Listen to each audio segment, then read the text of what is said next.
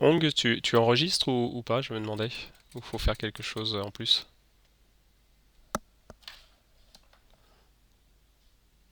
Bon.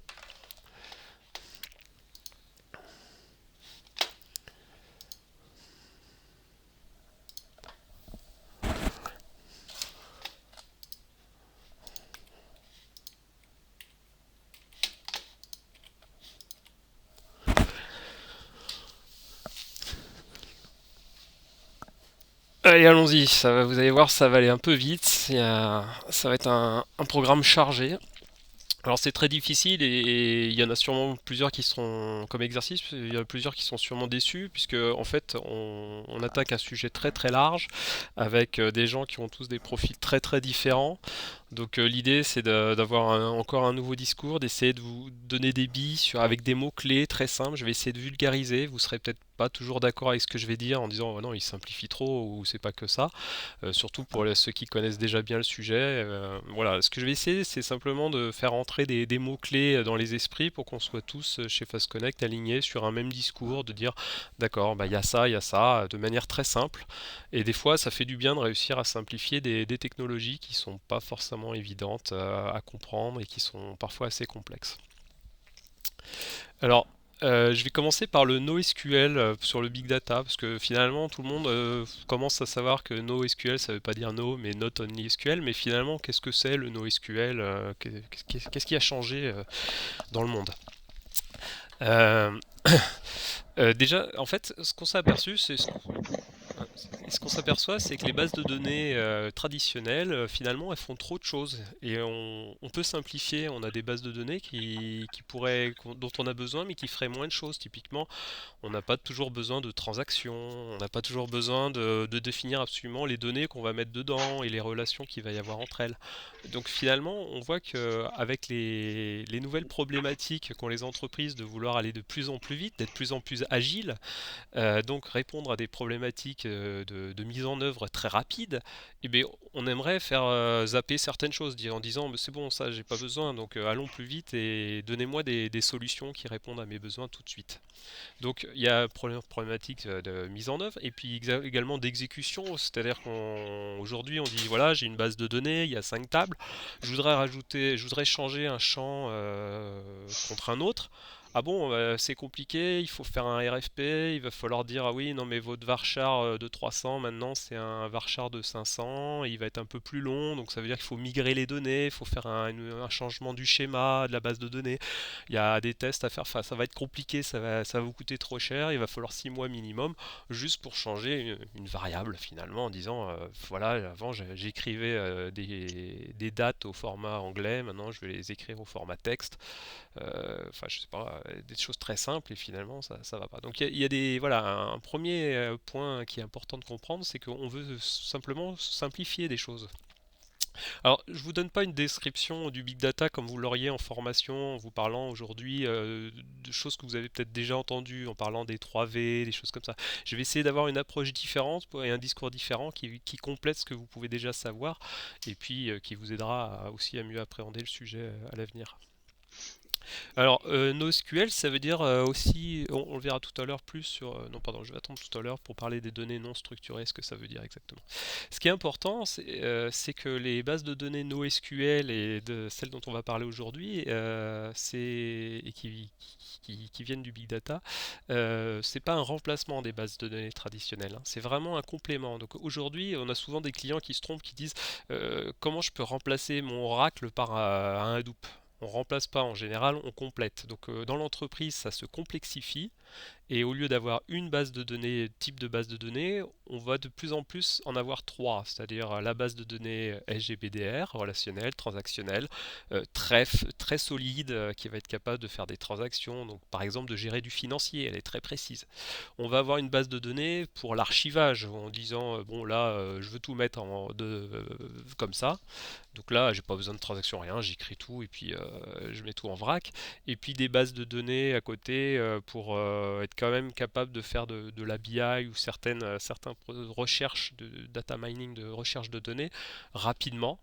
mais que sur plutôt pour la recherche par exemple. Donc on va avoir plusieurs catégories de bases de données et même de la réplication des données dans chacune de ces bases, mais c'est pas grave, c'est normal, on a besoin d'aller vite, d'avoir l'information rapidement, de faire de la mise en place rapidement, et derrière, s'il faut acheter un peu plus de disques durs, un peu plus d'infrastructure, bah, c'est pas la plus grosse des problématiques, puisque en fait le matériel, les coûts ont énormément baissé aujourd'hui, et s'il faut acheter du matériel, c'est pas le plus cher, et mieux encore, avec les solutions cloud maintenant, on arrive à mettre en place des infrastructures très rapidement. Donc la problématique, c'est surtout au niveau de la base de données elle-même, la base de données elle-même et de son fonctionnement. Du coup, je vais commencer à en présenter et puis vous montrer un peu comment ça marche tout ça. La première, celle que vous avez déjà entendu parler, c'est forcément Hadoop, c'est la plus connue. Et du coup, je fais un focus particulier sur Hadoop, et puis après, on parlera des autres solutions NoSQL qui existent. Donc, ce qu'il faut bien comprendre avec NoSQL, c'est qu'on est en train de dire, on va pouvoir traiter les données de manière différente de ce qu'on faisait d'habitude. Et du coup, on va aussi les requêter, pas forcément avec du SQL, c'est-à-dire pas forcément avec un langage qui prend comme pour hypothèse que la donnée est structurée, c'est-à-dire qu'on la connaît parfaitement et qu'elle ne bouge pas, mais de façon plus simple. Alors, là, je simplifie aussi parce que finalement, Hadoop, quand on cherche la définition de ce que c'est, il y a beaucoup de gens qui se perdent. Et moi, j'aime bien le simplifier à fond en disant c'est juste un répertoire partagé. Alors, après, il y a aussi une API. Mais en premier lieu, dites-vous que Hadoop, c'est un répertoire partagé. Donc, on stocke des fichiers dans un répertoire. Alors, souvent dans les hugs, on dit il n'y a pas assez de technique. Alors, je vais essayer d'alterner un peu slide et technique et je vais vous montrer concrètement à quoi ça ressemble Hadoop quand je vais sur mon OS. Alors, juste pour expliquer mon infrastructure ici, pour la démonstration, j'ai un cluster Hadoop avec 3 machines, un mapper 1, 2, 3, et puis une VM sous Windows qui va me permettre d'aller dessus, enfin de faire la démonstration. Typiquement, donc là, je me connecte à ma VM sous Windows, je suis sous Windows tout simplement, j'ai un répertoire, voilà, j'ai 10 disques C, etc. J'ai mon PC et je vais aller me connecter à mon dossier partagé Hadoop. Donc je vais faire un map network drive, je vais taper le nom de ma machine. Tout à l'heure, on a vu que c'était Mapper 1, je crois. Je sais pas, oui. Stung. Voilà, c'est le nom de ma machine. Sinon, je peux taper l'adresse IP. Mapper 1, et puis le nom du service derrière, c'est Mapper. Voilà. Donc j'ai un répertoire partagé. Et effectivement, j'ai des répertoires avec des fichiers. Alors je peux créer un fichier dessus. Plouf. Toto.txt. Hop, je sauvegarde. Voilà, j'ai mon fichier, je peux le réouvrir, c'est affiché sur un dossier partagé. Et ça tourne sur du Hadoop derrière. Alors en soi, voilà, ça simplifie bien, ça vulgarise bien l'information, disons Hadoop, c'est juste un dossier partagé. Alors c'est beaucoup plus que ça, et ça a révolutionné l'informatique, parce qu'il y a autre chose. Le dossier partagé, on connaissait déjà, sauf que le problème du dossier partagé, c'est que c'était relié à un disque dur. Donc on prenait son dossier, je sais pas, ici je prenais un dossier par exemple, et puis je le partageais. Share. Voilà, je partageais mon dossier. Mais ce dossier, il était relié à mon disque dur. Donc le problème, c'est si jamais le dossier était plein et remplissait le disque dur, il me fallait un autre disque dur. Donc là, ça commençait à être problématique. Typiquement, les dossiers partagés en entreprise, on connaît, on appelle ça DFS, Distributed File System. Et du coup, comme derrière, on avait des répertoires, et puis chacun, dans une entreprise, souvent, chaque personne, chaque employé peut avoir son dossier personnel. Donc moi, j'ai AH, je pourrais ici créer un répertoire pour moi, Benoît, et puis j'aurais le droit de mettre mes fichiers dessus pour faire des sauvegardes par exemple. En entreprise, on a souvent ça. Et ce qui se passe, c'est comme le disque dur devient plein en entreprise, souvent on trouve cette arborescence là, on voit des dossiers A à H, I à M, N à T, etc. Et en fait derrière, l'administrateur il a mis un disque dur pour chaque pool de lettres en fait, en disant il n'y a plus de place. Et puis le jour où commence à être plein les disques durs, il change la lettre, il fait de A jusqu'à C, et puis il crée un nouveau répertoire avec de D jusqu'à H. Donc c'est quand même pas très pratique. Avec Hadoop, on va complètement virtualiser ça et on n'a plus à s'en occuper de savoir sur quel disque dur c'est. C'est-à-dire qu'en fait, quand je crée des fichiers, ils sont automatiquement distribués sur l'ensemble des disques durs de mon cluster et je le vois pas. Donc j'ai plus besoin de créer des dossiers par disque dur, je m'en occupe plus, je vois juste, voilà, tous les utilisateurs vont tous écrire leurs fichiers tels quels dans le répertoire à la race, enfin directement comme ils veulent. Et derrière, ça sera distribué correctement sur l'ensemble de mes machines et de mes disques durs. Donc ça, c'est un problème qui est réglé. Le deuxième problème aussi qu'on rencontre, c'est si le fichier est énorme. Alors bon, ça c'est plus de problématiques de big data, c'est plus rare en entreprise, mais imaginons que mon fichier fasse 10 pétaoctets, et puis j'ai qu'un disque dur de 1 Tera. Ça n'existe pas des disques durs de 10 pétaoctets.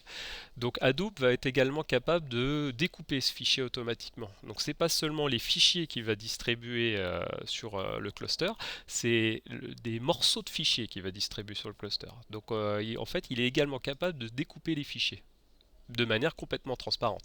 C'est-à-dire qu'ici, je vois un fichier, j'ai l'impression qu'il n'y en a qu'un seul. En réalité, il y en a probablement 3 qui sont sur mon cluster. Il a été coupé en 3, probablement. Bon, là, il ne l'a pas fait parce que Hadoop est quand même pas idiot.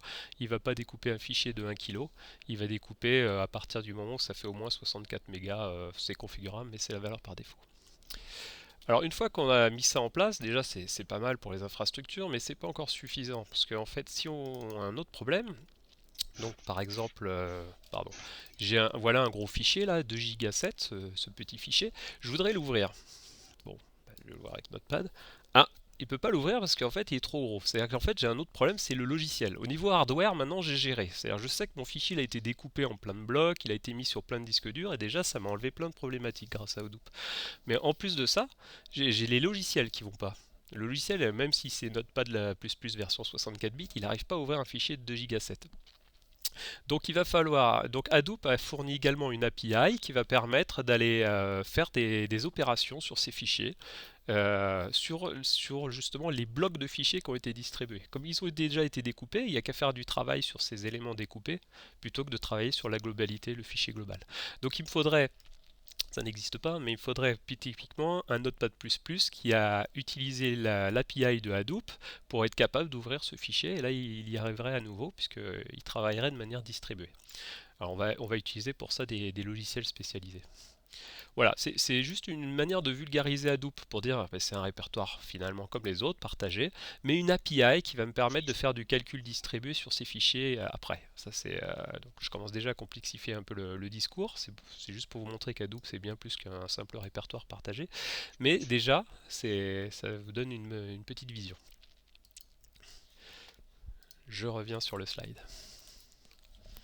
Voilà, je disais un système de fichiers distribués qui s'appelle HDFS. On va revoir tout après. Hadoop, en fait, ce mot aussi Hadoop, souvent on me dit mais à quoi ça correspond? Parce que finalement, si le répertoire partagé, l'API, c'est HDFS, c'est quoi Hadoop? Quelle est la différence entre les deux? Hadoop, ça va être plusieurs logiciels qui sont développés par la même équipe. Donc HDFS principalement, mais également Yarn et MapReduce. Alors vous connaissez sûrement le mot MapReduce si vous connaissez un peu Hadoop. Je vais essayer d'éviter ce terme dans la présentation parce que pour moi c'est quelque chose qui va être de moins en moins utilisé, qui est déjà fini. Alors c'était enfin un buzzword que tout le monde commençait à connaître. Malheureusement, il est remplacé par Spark et du coup, on va plus vendre aux clients du MapReduce. Enfin, soit on le vend commercialement pour dire vous connaissez ce mot-là, et voilà, c'est de ça, on est tous d'accord sur de quoi on parle. Mais finalement, on va commencer, si on veut être sérieux, on va commencer à dire non, non, mais on va pas faire de MapReduce pour vous, on va vous faire du Spark parce que MapReduce finalement, c'est très limité. Voilà. Ce qui est super avec Hadoop, c'est que en fait, on l'a vu, c'est juste des fichiers. Donc quand j'écris du blob, du binaire. J'ai aucune analyse qui est faite par un Hadoop. Il ne cherche pas à créer des index comme une base de données. Il ne cherche pas à faire des transactions, etc. Donc en fait, il va être extrêmement rapide en écriture. Alors, je vous vois venir, si jamais vous avez déjà l'idée, c'est qu'il va être lent en lecture. Oui, c'est pas faux. Mais on va pouvoir s'en sortir. Comment on s'en sort pour la lecture? On va utiliser beaucoup de machines, beaucoup de processing, on va être obligé de travailler sur un cluster et on va faire du calcul distribué sur l'ensemble du cluster. Donc Hadoop est très optimisé en écriture, pas optimisé en recherche ou en lecture, puisque ça va être du domaine de d'autres bases de données plus spécialisées, d'optimiser les requêtes dessus.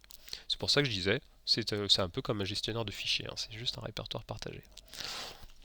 Donc ça c'est super parce que comme il écrit très vite, on va pouvoir aller écrire plein de données dans Hadoop. Donc c'est très bien pour faire un data lake. Le data lake, qu'est-ce que c'est? Finalement, c'est Alors j'hésite toujours avec, c'est pas un data warehouse, on y est presque, mais on est un peu avant et on n'est pas non plus dans l'ODS, on est entre les deux. On est simplement sur un endroit où on va stocker toutes les données de l'entreprise. Donc on va pouvoir aller écrire sans problème de performance parce que c'est optimisé pour ça. Plein de données qui viennent de plein de systèmes d'information différents. Éventuellement dans mon entreprise, j'ai plusieurs entités ou je suis dans plusieurs pays. Tout le monde va pouvoir via un bus ou peu importe un ETL, enfin peu importe quel moyen, on le verra après, venir écrire dans mon Hadoop, donc dans mon data lake. Lui, il va supporter de recevoir toutes ces données et au moins je vais avoir un lieu unique centralisé où toutes les données de mon entreprise seront présentes. Après, il s'agira de l'exploiter. Mais déjà, j'ai avancé d'un pas dans mon entreprise. J'ai réussi à fédérer enfin pas encore à les fédérer, mais à réunir toutes mes données au même endroit, ce qui est déjà un bon pas en avant. Alors, je vous parlais de la lambda architecture. C'est ce qu'on vend le plus souvent à nos clients. Ça doit être du coup le système à mettre en place dans l'entreprise. À gauche, on a donc des données externes, des distribuées ou locales. Enfin, on a des bases de données où on peut avoir d'autres choses. On peut avoir de l'IoT, on peut avoir plein de données. On peut avoir du Twitter, du Facebook, enfin des données marketing, des choses comme ça. Bon, en général, on va prendre les données, des bases de données comme exemple. C'est ce qui marche le mieux. Et puis, on va présenter une architecture qui sera toujours un peu qui sera toujours basée sur le même schéma. Qu'il s'agit d'abord de récupérer les données pour aller les stocker en zone froide. On fera du traitement par l'eau.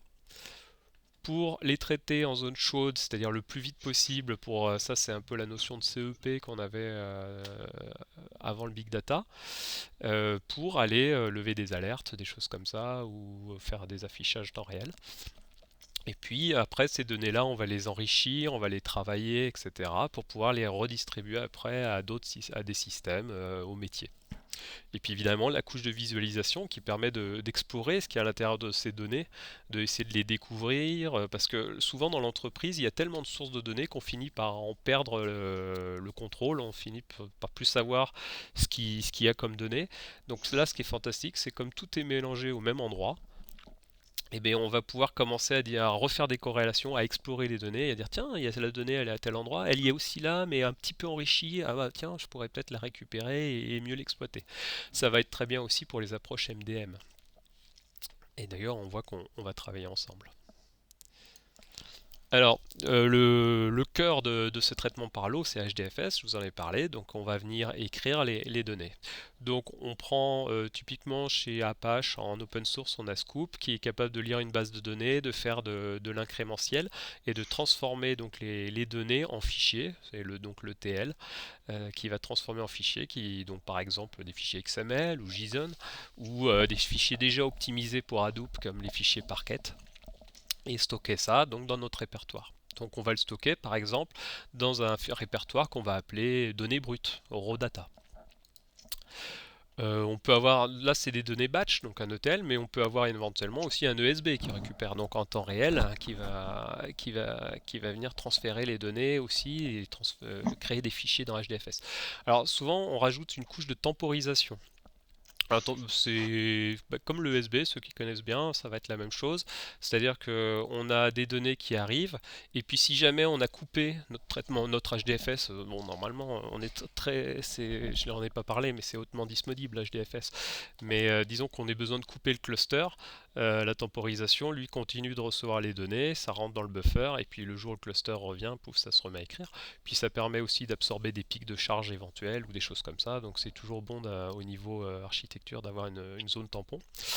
Et puis également, cette zone tampon, on le verra après, elle peut faire du routage. Donc elle va diriger l'information vers le traitement froid, mais aussi vers le traitement chaud. Une fois qu'on a nos données dans HDFS, elles sont brutes, donc on a plein de fichiers, je disais par exemple XML. On va vouloir les enrichir, les travailler. Donc créer soit vraiment un vrai data warehouse, commencer à faire de la qualité de données, de la data quality, donc commencer à faire en sorte que les données soient cohérentes, qu'il n'y ait pas de problème. Et puis on va les préparer, c'est-à-dire que finalement, j'ai dit tout à l'heure, quand on va vouloir faire de la visualisation ou requêter les données, HDFS n'est pas très performant. Donc si on a déjà fait les requêtes et qu'on a préparé les résultats, en gros si on fait les requêtes en batch, On prépare les résultats et ça revient un peu à faire, alors il y en a qui vont pas être d'accord, mais faire un peu comme des cubes OLAP, se préparer en fait, préparer les données pour une visualisation par les métiers après. Donc voilà, les traitements en batch. Donc là, sur l'exemple, je mets des logos qui correspondent à des choses que certaines personnes connaissent. Là, je parle de Spark, qui est donc le moteur de processing distribué en mémoire, qui permet de faire du calcul distribué. Donc toujours pareil, il faut pas oublier que l'ADN de la personne qui fait du big data, c'est de penser performance. Et donc à chaque fois que je vous montre un schéma ou un graphe, il ne faut pas oublier qu'il peut potentiellement y avoir un volume de données gigantesque. Donc à chaque fois, le calcul ou le travail qui est fait doit pouvoir être distribué sur plusieurs machines. Ensuite, ces données enrichies, elles peuvent être réinjectées donc dans des bases de données, envoyées à des web services, des événements, etc. Ces données, il faut également les administrer. Donc on va avoir des interfaces d'administration, puisqu'il faut mettre en place la sécurité, c'est important. Surtout que si on dit que notre data lake contient toutes les données de l'entreprise, tous secteurs confondus, c'est souvent critique les données qui sont à l'intérieur. On va avoir un métier dont tout le monde entend parler aussi, le data scientist, qui va venir explorer les données qui sont à l'intérieur. Donc là, il va voir toutes les données brutes, ou même les données travaillées, et puis il va commencer à essayer de voir s'il peut en extraire de la valeur. Donc finalement, il va peut-être voir des choses qui n'avaient pas été vues avant.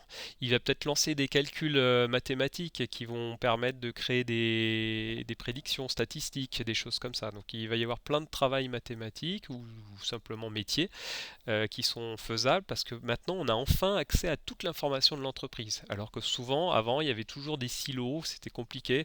On disait oui, si vous voulez faire une requête sur cette base de données et puis faire en même temps un inner join sur une donnée, une table d'une autre base de données, bah, il vous faudra une base de données temporaire entre les deux, intermédiaire, pardon, etc. Et puis vous n'avez pas les droits. Enfin bref, c'était tout un travail long et difficile. Là maintenant, on est beaucoup plus agile. On dit vous avez toutes les données, allez-y, foncez. Alors bien sûr, avec tout ça, il y a la stratégie d'entreprise et un accompagnement nécessaire, hein. Ça ne se fait pas du jour au lendemain, parce que ici, on parle aussi de changer donc l'entreprise et la manière de concevoir, de comment on sécurise les données, comment on travaille, quel rôle on donne aux gens, etc. Donc il y a un travail d'architecture entreprise également à faire, hein. Il y a un nouveau visage de l'entreprise qui apparaît avec ces nouveaux systèmes d'information. Et puis il y a les métiers, bien sûr, qui eux disent bah, moi je veux aller voir des informations, je veux faire des requêtes. Alors souvent c'est de la BI, et donc souvent ils ont besoin de SQL. Alors il existe, on va le voir après, avec Hadoop, il va y exister un écosystème, un ensemble de logiciels qui vont être nécessaires pour exploiter pleinement les données, ces fichiers qui sont sur HDFS. Typiquement, il existe un logiciel qui permet de transformer de faire du SQL sur des fichiers. Alors que d'habitude, le SQL avant, on en faisait toujours que sur des bases de données, Oracle, etc., SQL Server et autres. Là, on va pouvoir faire du SQL sur des fichiers HDFS, toujours de manière distribuée également. Donc ça, ici, quand on voit interpréteur SQL, il ne faut pas se dire c'est juste un jar, enfin c'est juste un peu de code que quelqu'un a développé. Non, c'est un ensemble de clients-serveurs qui sont capables de recevoir des requêtes SQL et de distribuer le travail sur le cluster Hadoop pour aller travailler sur les morceaux de fichiers. Comme j'ai dit tout à l'heure, les fichiers sont toujours découpés, donc chacun va aller travailler sur les nœuds qui lui correspondent. Donc la BI est très importante, on va revenir dessus après. Et puis je vais passer un peu vite puisqu'on n'a pas le temps de tout voir aujourd'hui. Le traitement chaud, donc toujours pareil, on reçoit des données, on les envoie à du traitement temps réel. Alors on voit que c'est le même logiciel qui est capable aussi bien de faire du traitement par l'eau que du traitement temps réel. C'est la force de Spark qui sait faire plusieurs choses. On va en reparler après. Et d'envoyer les événements immédiatement. Alors il reçoit des données, le Spark, mais il peut également faire des requêtes sur les données déjà froides, déjà existantes, pour faire de la corrélation et envoyer les alertes. Donc voilà ce qu'on appelle la lambda architecture. On en est à deux mots déjà qui étaient importants de retenir. HDFS, c'est un répertoire partagé, hautement distribué et proposant une API d'accès aux données. Et la lambda architecture, c'est donc une architecture proposant une injection de données, du traitement de temps réel, traitement par l'eau et visualisation. Voilà. Euh, Alors je disais, il y a des logiciels, il y a plein de logiciels. Pourquoi il y a plein de logiciels? Bah, finalement, à la base, c'est Hadoop. Pour l'instant, on a parlé surtout de Hadoop, là, le petit éléphant, qui correspond au doudou de l'enfant du gars qui a développé Hadoop. Ça lui a donné l'idée. Et donc, cette personne-là a développé Hadoop, c'est-à-dire plusieurs logiciels. Le HDFS, dont on a parlé, le Yarn, qui sert qui est un chef d'orchestre, qui vérifie que quand on fait des calculs sur le fichier distribué, on ne prend pas tout le CPU, toute la mémoire, parce qu'on n'est peut-être pas tout seul à faire des calculs dessus. Il y a peut-être plusieurs personnes qui veulent faire des requêtes en même temps sur les fichiers. Donc Yarn est le manager de ressources qui dit toi je t'alloue 1 giga de mémoire, toi 2 gigas parce que tu es prioritaire, toi tu attends un peu parce qu'il y a les deux autres qui sont déjà en cours, etc. Donc Yarn, on est dans la même mentalité que Docker. J'en parle vite fait de Docker juste parce que je fais enfin c'est pas Docker, c'est pas la même chose, mais enfin j'en parle juste vite fait parce que c'est des conteneurs, parce qu'il y a déjà eu une présentation sur Docker il y a 2 mois. Et puis il a également développé une API de calcul distribué sur son fichier pour permettre de faire des requêtes dessus. Le truc, c'est qu'en fait, chaque fois qu'on essaie de faire une nouvelle fonctionnalité, comme le calcul distribué ou la gestion de ressources, c'est énormément de travail. C'est assez complexe à mettre en place tout ça, parce que c'est des choses qui sont distribuées, qui nécessitent plein de choses. Et du coup, il y a toujours besoin d'outils tout autour et donc d'un écosystème. Par exemple, si on est sur un cluster, il y a plusieurs machines qui doivent communiquer entre elles pour se synchroniser, pour se dire est-ce qu'elle est toujours là ou est-ce qu'elle est en train de s'éteindre? Est-ce qu'elle a une variable en commune, etc. Donc ça, par exemple, on va avoir besoin d'un outil qui est développé par une autre équipe qui s'appelle Zookeeper et qui permet la coordination des machines entre elles. On a vu tout à l'heure Scoop qui est un ETL qui permet de récupérer des données depuis une base de données et de les injecter dans HDFS. Il fait aussi dans l'autre sens. Il y a Flume pour le flux de données. Il y a un langage de script si on veut faire des requêtes sur nos fichiers texte, nos fichiers qui sont dans HDFS, par exemple sur nos fichiers XML. On veut retrouver certaines données. On va écrire un script, on ne peut pas l'écrire en SQL systématiquement, donc on a inventé un nouveau langage de requêtage, etc. Si on veut faire du SQL sur Hadoop, il existe donc, par exemple l'outil Hive. Et donc c'est pour vous montrer que Hadoop, à la base, c'est quoi, un, deux, trois logiciels, on va dire, qui ont été développés par une personne, puis ensuite maintenus par une équipe. Mais maintenant, on parle de l'écosystème Hadoop parce qu'on ne peut pas vendre au client Hadoop tout seul. On va avoir besoin de l'ensemble des outils qui vont avec. Ce qui nous amène à une autre problématique. C'est que si je dois installer ça chez le client, au départ, je pouvais récupérer Hadoop. Et du coup, j'avais 3 logiciels à installer. Maintenant, si je vais chez le client, j'ai besoin d'installer Hadoop, 3 logiciels, plus Zookeeper, plus Pig, plus Hive, plus Awezy, etc. Tous dans des versions qui sont compatibles, parce qu'en plus, on est quand même sur des logiciels qui ne sont pas encore ultra matures, et du coup, des fois, il y a des problèmes de compatibilité, etc. Et du coup, on s'en sort plus, on passe énormément de temps. Et on n'a pas besoin, on n'a pas envie de passer du temps juste sur l'installation. Ce qu'on veut, c'est installer, puis après travailler. Donc pour ça, il y a des gens, des sociétés qui se sont créées, qui vont proposer des distributions. Et c'est exactement la même chose que pour Linux. Linux, on n'installe pas le noyau Linux soi-même à la main et les drivers un par un. On choisit une distribution. Il y en existe plusieurs, Ubuntu, Red Hat, SUSE, Debian. Et ben, on va avoir la même chose avec l'écosystème Hadoop, où on va trouver Cloudera, Hortonworks, Mapper. Il y en a beaucoup, je ne sais plus combien, il y en a plus, je crois qu'il y en a une vingtaine des distributeurs. Mais les trois grands qui sortent sont là. Clairement, quand on parle d'une distribution Hadoop, on parle dans 99% des cas, je pense. Je m'avance un peu, j'en sais rien, mais je pense. De Cloudera, Hortonworks ou Mapper. Donc voilà, c'est pour aussi que vous voyez un peu les mots, les noms, à quoi ça correspond. Donc Cloudera, qui est le premier à avoir créé sa distribution. Hortonworks, qui s'est orienté plutôt open source. Et Mapper, qui est notre partenaire à Fast Connect, on travaille avec eux, et qui est vraiment à vouloir faire bouger les choses en disant, par exemple, quand on parle performance, c'est bizarre parce que Hadoop est tout fait en Java, mais Java c'est moins performant que le C++. Donc eux, ils ont rechangé les points clés de Hadoop, typiquement le moteur HDFS, ils l'ont recodé en C++ en disant là c'est vital, c'est critique. Ils ont changé plein d'autres choses au niveau de l'architecture pour augmenter la haute disponibilité, la sécurité, etc. Donc ils n'hésitent pas à faire avancer les choses. En plus d'être une distribution, ils sont donc éditeurs logiciels, ils viennent enrichir la distribution. Ils la supportent et ils l'enrichissent. Alors il y a aussi Pivotal, IBM qui fait sa solution Big Data. Et puis dans le cloud également, souvent quand on pense cloud, on pense aux solutions IaaS, c'est-à-dire on veut des VM. Mais c'est vrai que prendre une VM et installer un mapper dessus, par exemple, ça se fait assez vite. Si on a l'offre directement Amazon EMR, ça va installer un cloud. On a juste à dire combien on veut de machines, combien de nœuds. Donc on dit 5 et on dit on veut mapper et pouf, ça installe tout et c'est beaucoup plus rapide. Donc on trouve les solutions Big Data chez Amazon, chez Microsoft et également chez Google. Alors moi sur la démonstration que je vous fais, je suis sur Google avec des machines VM installées à la main. J'ai pas utilisé les solutions PaaS de Google.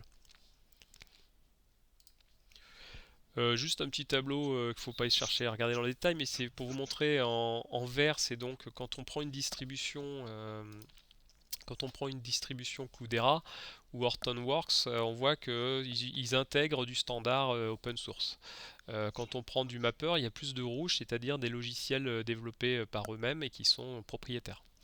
Donc on voit que IBM et Mapper font beaucoup de développement propriétaire et donc amènent des nouvelles choses. Ce qui est souvent ils sont un peu plus chers, mais ils apportent des choses nouvelles. Je peux pas vous parler d'Hadoop et de Mapper et de notre partenariat avec Mapper sans vous parler du côté éditeur logiciel de FastConnect, parce qu'on a une offre qui s'appelle Hadoop Self Service. On va dire, mais finalement, oui, Mapper, il nous aide à installer les logiciels, enfin, pardon. Quand on prend un cluster Hadoop, on dit finalement quand je vais mettre un fichier sur mon HDFS, il va être sauvegardé sur un des disques durs. Pas de problème, c'est bien distribué, j'utilise tous mes disques durs à 100%. Le jour où j'ai plus de place sur mes disques durs quand même, il suffit de rajouter des nœuds. Donc rajouter, je prends sur Google là, ou sinon j'achète un nouveau PC là, ou un bullion, hein, c'est encore mieux. Je rajoute un disque dur. Oui, mais comment je viens installer Mapper dessus et lui dire de rejoindre mon cluster Hadoop? Typiquement, comment je fais en sorte d'aller plus vite pour l'intégration de matériel et le déploiement accéléré de mes logiciels? Oui, ça peut le faire, mais comment? Avec Hadoop Self Service, on va permettre à notre client de dire voilà une solution logicielle, vous avez une interface web, graphiquement vous posez les ordinateurs, j'utilise des mots simples, hein, mais les nœuds je devrais dire, les nœuds que vous souhaitez avoir dans votre infrastructure. Vous configurez les logiciels graphiquement que vous souhaitez qu'ils soient installés sur chaque nœud. Donc typiquement là on voit qu'on va vouloir mettre du mapper. Et vous faites les liens entre les machines et vous choisissez toutes les options de configuration, quel logiciel vous voulez, en quelle version, etc. Et vous n'avez qu'un bouton play à cliquer et ça va tout déployer pour vous. Donc là on a un accélérateur de temps et puis également on homogénéise et on a un meilleur contrôle sur son infrastructure. Donc voilà l'offre de FastConnect aussi, si vous en avez déjà entendu parler, Hadoop Self Service qui dit on vient accélérer le déploiement des solutions Mapper. Et également on fait de la surveillance, donc s'il y a besoin de faire de l'élasticité, d'ajouter des nœuds dynamiquement, d'en supprimer dynamiquement, on va vous permettre de faire ça facilement. Donc c'est vraiment un complément à la solution Hadoop Mapper.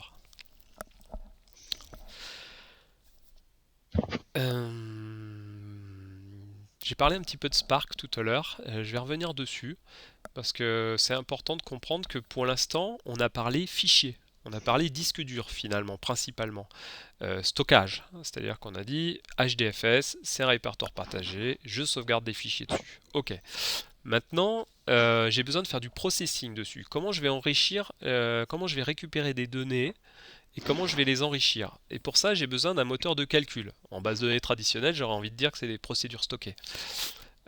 Du coup, j'ai besoin d'un moteur de calcul en mémoire qui va être très rapide pour être capable de faire des opérations sur tous mes fichiers, sachant qu'ils ne sont pas optimisés, il n'y a pas d'index, il y en a un gros volume.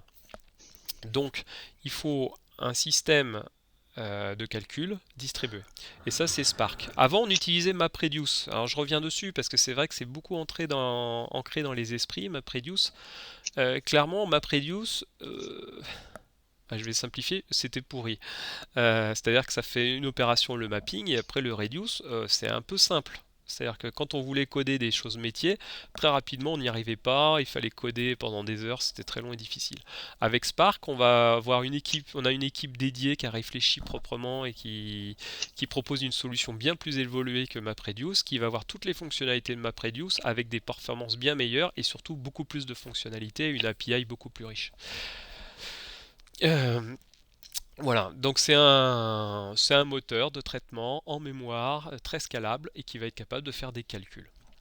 Alors des calculs ou simplement quand on dit calcul, c'est pas forcément des plus et des moins, ça peut être des requêtes SQL et de la transformation de données, du parsing, des expressions régulières, des choses comme ça. C'est ça qu'il faut bien comprendre parce que nous sur Hadoop on va beaucoup l'utiliser comme ça. Alors ça dépend des gens aussi, hein. Il y a des gens qui vont utiliser Spark SQL pour faire des requêtes sur les fichiers Hadoop. Donc là on est plus sur des ingénieurs bases de données traditionnels. On va avoir des data scientists qui vont l'utiliser pour faire du machine learning, c'est-à-dire des calculs vraiment mathématiques avec des statistiques, des algorithmes prédictifs.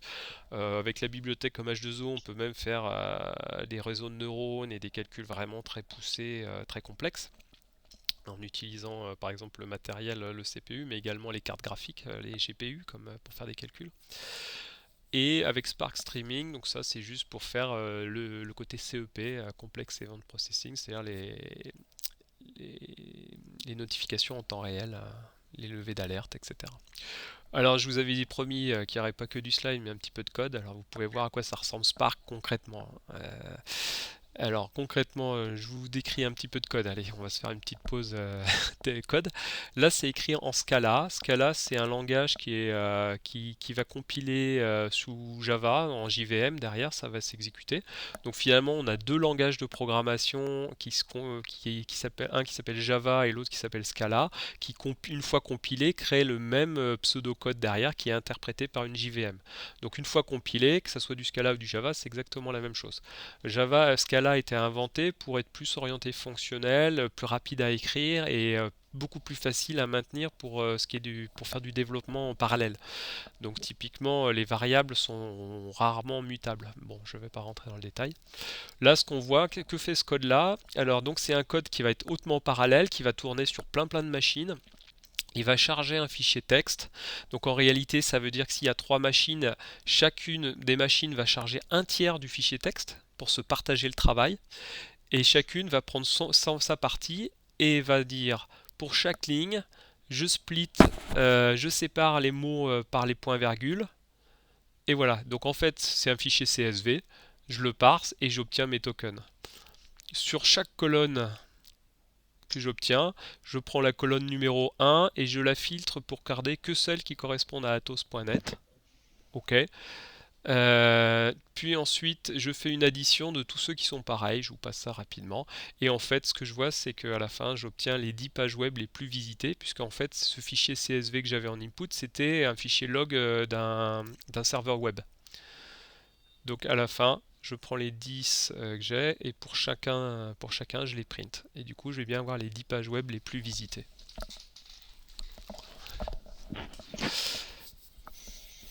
Alors c'est un peu technique, mais c'est intéressant de voir aussi un peu comment ça marche de temps en temps. Donc on vend Hadoop et on vend souvent Spark avec, qui va nous permettre de coder comme ça, de manière rapide, des calculs qui vont s'exécuter à une vitesse folle. Plus on veut aller vite, plus il suffit de rajouter des machines pour distribuer le travail et plus ça va se faire vite. Donc là, en théorie, du moins, on n'a pas de limite de puissance.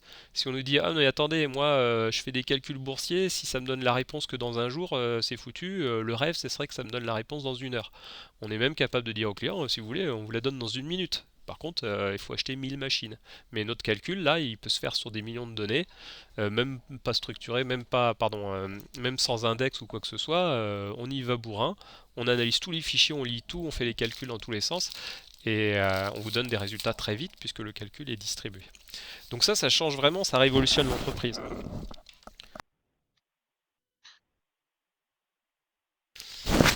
Ça la révolutionne parce que avant le business, en général, on lui disait pour savoir, vous aurez vos résultats demain ou après le week-end quand on aura fait les calculs la nuit. Euh, typiquement, on avait pour les ventes commerciales, quand vous regardiez, vous vouliez sur Amazon acheter un sèche-cheveux. Après, quand vous vous baladez sur le site web, il vous affiche des pubs de sèche-cheveux. Le problème, c'est que si vous l'avez acheté le sèche-cheveux, ça vous intéresse plus les pubs de sèche-cheveux.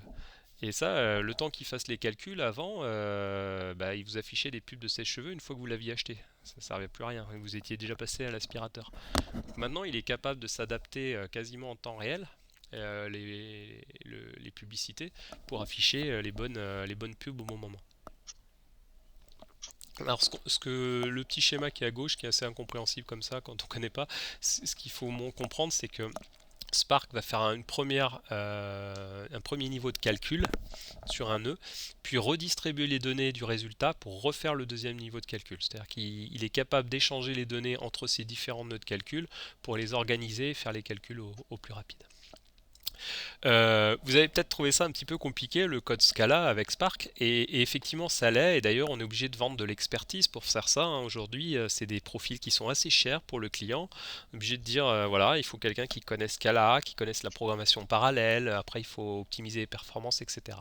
Et il y a déjà une démarche qui est faite par Talend pour venir simplifier ça en disant quand même l'approche SOA, ce qu'on faisait avec les ESB, ce qu'on fait avec les ETL, c'est de développer de manière graphique ces choses-là pour simplifier, permettre une meilleure maintenance et puis surtout le faire tourner dans un environnement industrialisé.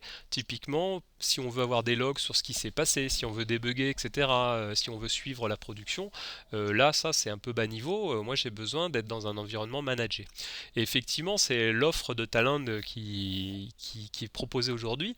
Attendez, je vais revenir juste avant là. Ce qu'on faisait ici sur le code, on faisait un filter, puis un map, puis un sort by. Finalement, c'est bien des étapes que je pourrais voir, comme si vous faites de l'ESB, vous avez l'habitude de voir des étapes en disant, bon là c'est pas la même chose, c'est un load, un filter, une agrégation, un sort, et puis écrire le résultat. Donc Talend dit, bah, voilà, vous pouvez graphiquement poser les différentes étapes de calcul que vous voulez faire en Spark. Nous, on va derrière générer un fichier du Java qui correspond au code que vous auriez écrit à la main si vous étiez un super expert. Nous, on va le faire pour vous. Vous faites juste le bouton Run, qu'on voit pas là, il est caché. Bon, c'est pas de chance. Et derrière, vous avez bien toutes les configurations qui sont faites. Et nous, on va vous afficher le débugage, on va tracer tout ce qui s'est passé, etc. Donc, on a simplifié, on a allégé le développement et on a industrialisé tout ce développement parallèle. Et du coup, ce qui est génial, c'est que les gens qui connaissent Talend, aujourd'hui, ils faisaient déjà ce genre de processing, par exemple sur des bases de données. Ils ont juste à faire un bouton droit, convertir en Spark ou convertir en MapReduce ou laisser en procédure stockée et ça va changer complètement les performances. S'ils disent bouton droit, faire tourner sur un cluster Spark et que le cluster en question est bien configuré, on peut diviser par 100 sans problème les temps de réponse et l'exécution de tout ça.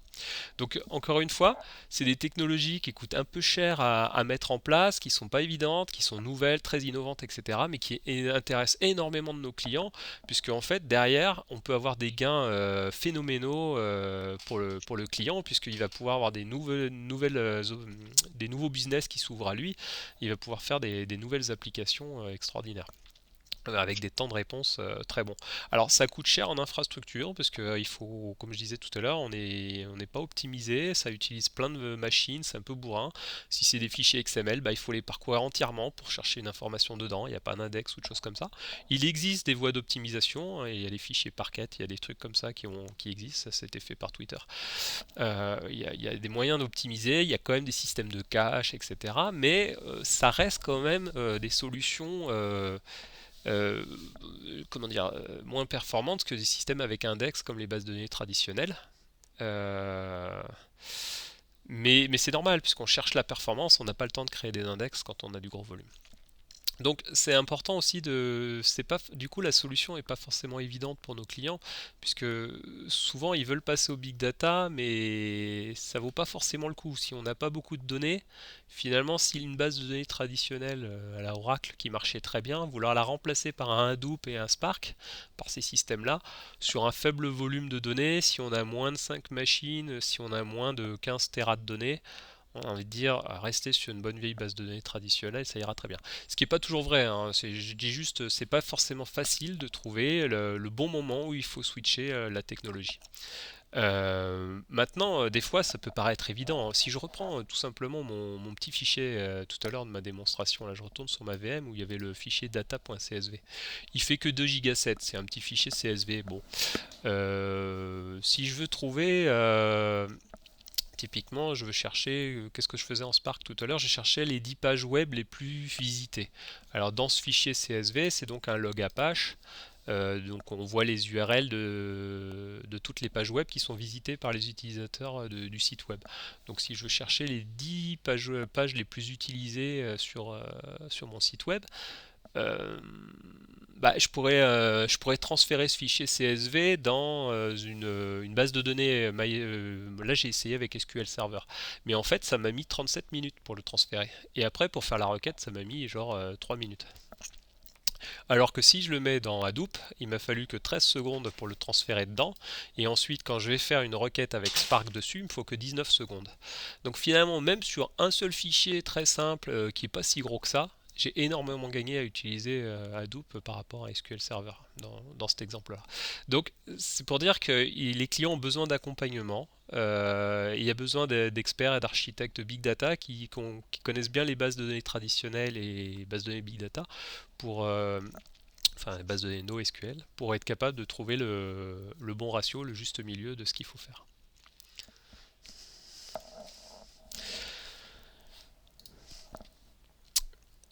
Parlons un peu de NoSQL, parce que sinon il faut que j'avance, on veut tous manger après. Finalement, j'ai dit tout à l'heure, les bases de données, elles font trop de choses.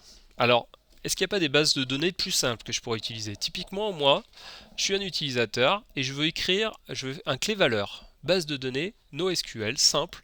J'écris un nom de variable et j'écris une valeur. Set et get. Voilà, c'est tout ce que j'ai besoin. C'est une base de données. Quand je fais un get country, il me retourne England. Et ben voilà, ça c'est bien une base de données et j'ai pas besoin d'un oracle pour ça. Donc il existe des bases de données NoSQL qui disent bah derrière ça se requête pas avec du SQL, hein. J'ai fait un get country là, c'est un format propriétaire, c'est get. Et c'est bien une base de données. Éventuellement, c'est un blob. Donc, quand je fais get result 1, je peux recevoir. C'est une string à chaque fois. Alors, bon, bah, je peux recevoir du JSON, je sais pas. Mais je veux pas. La base de données, c'est pas ce que c'est du JSON. Mais elle me dit juste, voilà la string que tu m'as demandé. Et c'est bien une base de données qui permet de faire du get et du set. C'est ce qu'on appelle une base de données orientée clé-valeur. Très simple. Et pas besoin de payer des licences qui coûtent des fortunes. Et en plus, là, j'ai une pure performance. La plus connue, c'est Redis, et on l'utilise beaucoup pour les sites web, hein, pour faire du cache, par exemple, ou pour faire du partage de données entre les différents processus. Voilà, je mets une valeur, et puis l'autre peut venir la chercher. Faut y penser, parce que quand on dit base de données, tout de suite, on pense Oracle, SGBDR. Mais base de données, ça peut être juste clé, valeur, voilà, c'est une base de données. Et c'est ce qu'on appelle une base de données NoSQL. Il n'y a pas de SQL dans l'histoire. Finalement, c'est quand même un peu limité là, celle-là. Alors, on va tomber sur un. L'avantage de cette base de données là, c'est qu'elle est ultra performante et scalable, etc. Parce qu'elle est vraiment facile à implémenter. Ceux qui ont développé ça, on a envie de dire, ils n'ont pas eu à se fouler énormément. Bon, il y a quand même pas mal de boulot parce que ce sont des bases de données distribuées en mémoire, etc. Il y a quand même pas mal de choses qui sont faites, hein, ça vaut quand même le coup de les acheter. Mais c'est pas les plus compliqués du monde. On va compliquer un petit peu. C'est que finalement, je voudrais écrire plusieurs valeurs associées à ma clé.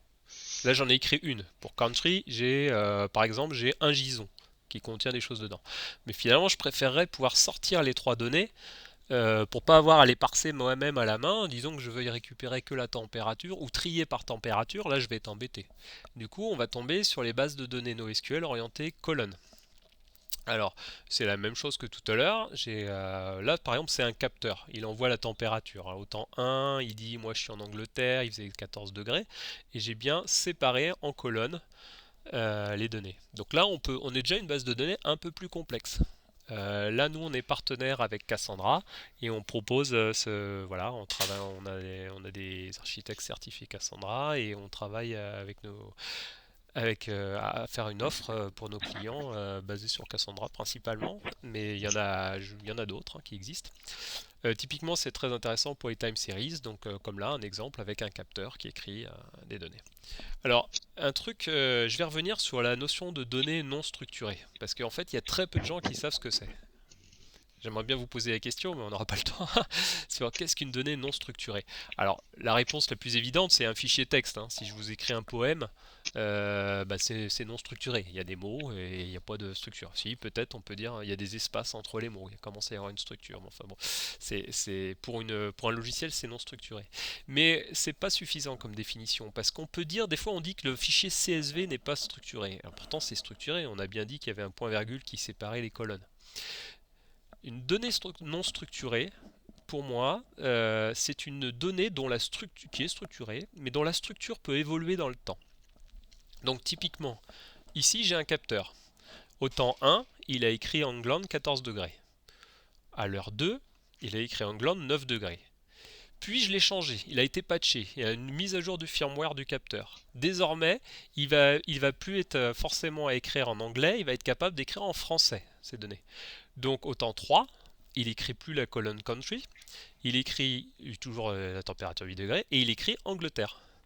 Donc cette donnée qui est bien structurée, elle a évolué dans le temps. C'est ce qu'on va appeler une donnée non structurée finalement. Si j'avais été sur une base de données traditionnelle type Oracle, quand mon capteur numéro 3 aurait écrit la donnée dans Country 2, j'aurais eu une erreur. Il m'aurait dit la colonne Country 2 n'existe pas. Et du coup, c'est la galère. J'ai un firmware que je mets à jour, ça y est, je dois faire un appel d'offres pour qu'il y ait quelqu'un qui vienne mettre à jour ma base de données, qui fasse une migration de schéma, etc. On n'est pas agile, on n'est pas bon, on ne va pas y arriver. Surtout que moi, des capteurs, dans mon entreprise, j'en ai peut-être 2 millions. Si à chaque fois qu'il y a un firmware qui change quelque part, ou que je change de modèle, ou je sais pas quoi, il faut que je change ma base de données, je vais pas y arriver. Donc ce qui est important, c'est qu'on ne perde pas l'information. Donc être capable de gérer de la donnée non structurée, c'est le fait d'accepter que la donnée change sans perdre l'information. Donc effectivement, grâce à Cassandra, là c'est un exemple avec Cassandra, j'ai bien mes 3 données qui apparaissent dans mon tableau et j'ai pas perdu l'information.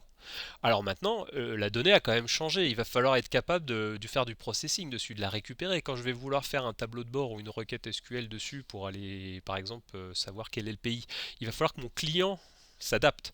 Typiquement, là, s'il continue de lire le colonne country, il va recevoir des nuls, il va afficher vide dans l'affichage utilisateur au métier. Mais c'est pas grave. À lui d'aller modifier son code, sa requête SQL ou que sais-je, enfin là, sa requête CQL en Cassandra. Mais mais en tout cas, l'information n'est pas perdue. On a notre base de données qui continue de fonctionner, qui écrit les données, etc. Il n'y a plus qu'à changer juste les requêtes pour les adapter. Et ça, c'est déjà une évolution. C'est beaucoup mieux. C'est pas parfait, mais c'est beaucoup mieux qu'avant. Avant, on disait juste ah, ça a changé, on bloque tout, tout est mort. Maintenant, on dit tout fonctionne, c'est juste qu'on a des données qui sont vides. Et il faut aller chercher maintenant l'information dans Country 2. C'est beaucoup mieux. Et donc ça répond à plein de besoins métiers. Pas tous, mais à beaucoup. Donc voilà comment j'ai fait une base de données orientée colonne avec plusieurs informations pour chaque ligne. Maintenant, on voit quand même que pour Country, j'ai été obligé de bidouiller parce que j'avais besoin d'écrire England et UK. Finalement, j'ai mis du CSV à l'intérieur de ma base de données là parce que j'avais besoin de mettre 2 informations. Ce que j'aimerais bien, c'est une notion d'arbre, de dire dans Country, je voudrais mettre England et UK à un niveau en dessous en fait. Et ça va être les bases de données orientées documents. Alors on a encore un niveau de complexité supplémentaire. Typiquement, la plus connue, c'est MongoDB, et on est aussi partenaire de MongoDB. Donc là, typiquement, on est toujours sur la même chose que tout à l'heure. Autant 1, on a eu la country, et ce coup-là, les données sont bien séparées. England et UK, la température 14, et autant 3, Angleterre, UK, température 8. Donc ce qui est bien d'avoir séparé les informations dans la base de données, c'est que quelque part, souvent, selon les fonctionnalités proposées par la base de données, je vais pouvoir faire des optimisations. Par exemple, je vais peut-être pouvoir faire une requête pour lui dire donne-moi toutes les températures qui correspondent à UK. Sur ma base de données précédente, je pouvais pas parce qu'il m'aurait dit bah non, c'est England.UK qu'il faut que tu me donnes, pas que UK. Moi je sais pas chercher. Donc là, on peut aller à un niveau supplémentaire et puis on va pouvoir créer des index, par exemple sur UK, des choses comme ça. Donc là, on est encore sur une base de données un peu plus compliquée et donc selon le besoin du client, on va proposer la bonne solution. Donc on en a vu 4 pour l'instant, clé-valeur, non 3 pour l'instant, clé-valeur, colonne et document. On a complexifié un petit peu à chaque fois. Qui dit complexifier, dit aussi ralentir. C'est ça qui est important. Parce qu'avant, souvent, on disait, c'est bon, je vous mets une base de données Oracle, ça saura tout faire. Bah ouais, mais non, parce que c'est trop lent. parce que ça sait faire tellement de choses que finalement c'est lent.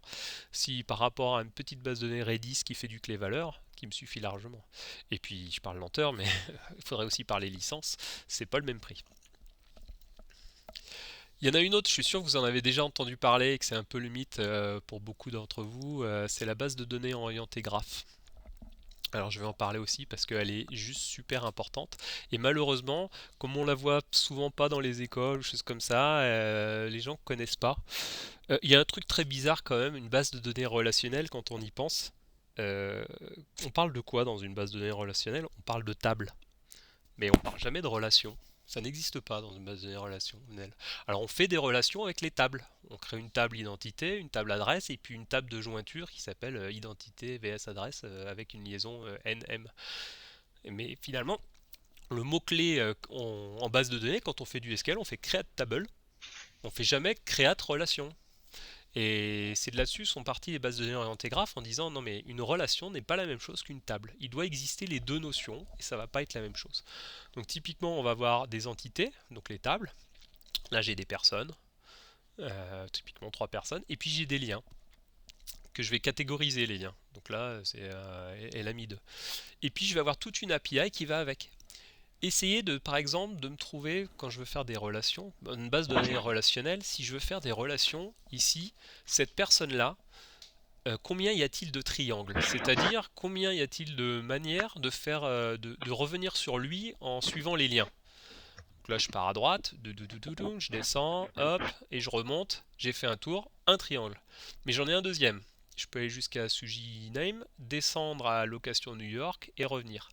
Là, j'ai deux triangles. Ça, si je veux essayer de le modéliser en base de données relationnelle, c'est juste la mort. Alors je peux y arriver, hein. D'ailleurs c'est ce qu'on fait, hein. Les gens qui connaissent pas Neo4j, Neo4j, je l'ai cité ici, on n'est pas partenaire mais c'est le plus connu.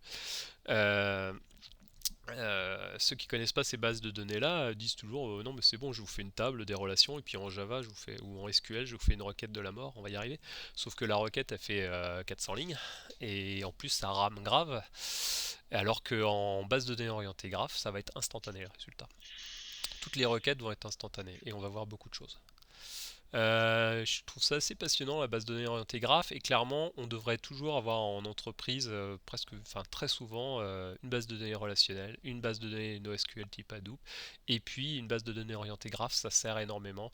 Tout ce qui est gestion de clientèle, lien, tout ce qui est MDM également, puisqu'on parle beaucoup de MDM chez Fast Connect. Pour le MDM c'est vital puisqu'en fait on va voir les relations entre les choses et ça va juste sauter aux yeux. Je vais vous le prouver. On va y faire un petit peu de base de données orientographe là, si on peut. Je sais pas si je l'ai pas préparé, mais je pense qu'on doit pouvoir. Pouf. Je vais démarrer Neo4j. Start. Voilà. Alors on voit qu'en plus c'est très difficile à installer et à démarrer, hein. C'était un zip que j'ai dézippé et j'ai cliqué sur Start. Voilà, ça va démarrer. Voilà. Ça me lance un site web.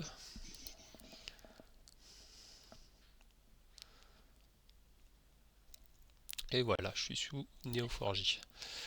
Euh, je sais pas si j'ai ma requête.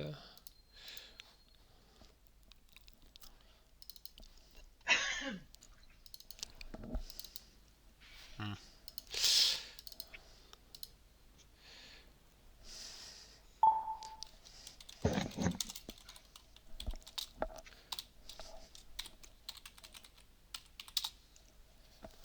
Ouais, ça va être là.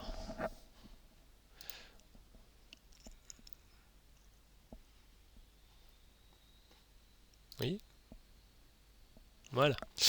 Et voilà. J'espère que vous arrivez à voir ce qu'il y a.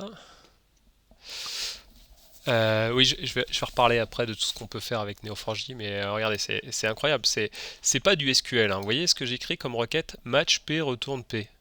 C'est pas du SQL, c'est juste on exprime nos requêtes directement au métier. Donc entre parenthèses, ça veut dire l'entité, c'est la table. Donc pour toutes les tables, je retourne la table. Bon bah si j'ouvre ça, je vais voir qu'ici, je vais l'exécuter, comme ça vous allez voir ce que c'est. En fait, j'ai créé, j'ai récupéré la liste des ingrédients dans le monde et des produits qui existent. Donc du coup, on voit qu'il y a beaucoup de choses. Voilà, il y a plein d'ingrédients et plein de choses qui existent dans tous les sens. Et je vais un peu plus me focaliser sur un ingrédient. Donc, tac, celle-là. Voilà, match product. Donc je dis, tu me trouves tous les produits, tu filtres sur le mot Pepsi nouveau goût et qu'il y a un lien, donc flèche. Alors on voit que lien qui s'appelle contains, mais on n'est pas obligé de mettre le content, on peut juste flèche, qui a un ingrédient. Donc tu me montres Pepsi et tous ces ingrédients. Bien. Bah déjà, j'ai un bon résultat. Et là, on est sur de la base de données, hein. Je sais que ça peut choquer certains qui n'ont jamais vu ça, mais on est bien sur une base de données. J'ai fait une requête, j'ai retrouvé des données, des informations. Maintenant, ce que je voudrais vous montrer, c'est un exemple flagrant de là où on gagne en productivité. Bon, déjà, là, les résultats sont super rapides. Non, c'est là. Voilà. C'est si je prends. Alors, j'ai un peu de mal à voir quelque chose. Voilà. Si je prends ce résultat, il faudrait que ça se stabilise. Voilà. Là, je vous demande, je fais du MDM, je suis un ingénieur MDM. D'habitude, on me donne des tonnes de tables. On me donne des choses comme ça, comme résultat. Je fais des requêtes SQL, je vois ça. Là, on me dit, pour du MDM, quelle est l'information qui est commune entre le Pepsi et le 7-Up? Bah, je cherche mes données, je fais, bah, je sais pas, il y a de la fibre, non, je sais pas trop, voilà. Maintenant, je prends une base de données orientée graph. Là, je vous le demande. Quels sont les ingrédients communs entre le 7-Up et le Pepsi? Ça saute aux yeux directement. On en a trois qui sont là, qui sont reliés. Et là, on voit qu'avec Neo4j, on est capable de travailler à une vitesse phénoménale pour avoir des résultats flagrants très rapidement. Et là, c'est vraiment top. Neo4j pour le MDM, mais également pour plein de choses, on va revenir dessus, c'est vraiment extraordinaire. Et de manière très simple. Voilà, on exprime le métier directement, on fait un match, les products, euh, P, affiche-moi tous les produits qui sont reliés à des ingrédients. Voilà, on peut écrire sa requête comme ça, boum, ça s'affiche comme ça, et après on peut venir sortir des éléments, on peut faire des filtres, etc. Bon là c'est qu'une version très light de la démonstration, c'est bien plus puissant que ça, mais en plus c'est en temps réel même sur des très très gros volumes de données. Voilà, j'espère que ça donnera envie de revoir Neo4j à l'avenir. Donc ça s'utilise pour plein de choses, hein, évidemment pour calculer le meilleur chemin pour un camion, pour voir sur plein de trajectoires laquelle est le plus courte et la moins, en rajoutant des facteurs de risque, d'incident, etc. Ça va permettre de voir tout de suite le chemin à prendre, les recommandations également. J'ai un ami qui a commandé un truc, est-ce que moi aussi j'ai envie de l'avoir en fonction de plein de critères, est-ce que c'est un ami proche, un ami lointain, etc. Le MDM, voilà, le géospatial également, voilà, ça a énormément d'implications et d'usages. Et c'est vrai que ça reste assez méconnu par nous tous, et c'est pour ça que je voulais vous en parler un peu longuement sur le sujet. Alors là, ici, la requête que je montre, elle n'est pas faite avec Neo4j, mais avec Spark, puisque tout à l'heure, on a vu que le Spark est un moteur de processing in memory qui savait faire, donc on a dit du SQL, qui savait faire du machine learning, qui savait faire du streaming temps réel, et il sait également faire du graph avec la bibliothèque Graphix. Donc on lui donne les items, les vecteurs, et puis après on lui demande, on utilise l'API pour lui demander des résultats. Un petit peu de BI. Ah, alors, moi, je suis pas BI, donc je vais peut-être pas bien en parler. Je m'en excuse par avance s'il y a des erreurs. Je vais pas non plus rester longtemps sur la BI. C'est juste qu'on voit que c'est quand même lié au big data. Je suis obligé d'en parler quand je parle big data parce que finalement, on a dit maintenant j'ai plein de données dans un data lake. Qu'est-ce que j'en fais? Alors, on a déjà dit avec Spark, vous pouvez faire du processing. Avec les data scientists, vous allez pouvoir faire des calculs mathématiques et enrichir la donnée. Maintenant, voilà, ce qu'il nous faut, c'est être capable d'explorer cette donnée, d'aller se balader dedans et tout ça, donc faire de la BI là-dessus. Et, et, et en plus, ça évolue beaucoup la BI, parce que la BI c'est compliqué, parce que quand on fait de la BI, on dit je veux prendre un énorme volume de données et afficher des résultats métiers très rapidement. Et ça, c'est ce qui est nouveau. J'en parlais tout à l'heure, le métier évolue. Avant, on avait les résultats de BI au bout d'une semaine, ou après le week-end, ou au moins après une nuit de travail, de calcul. Aujourd'hui, maintenant, en BI, on va être capable d'avoir des résultats quasiment instantanés, ou en tout cas en moins d'une heure.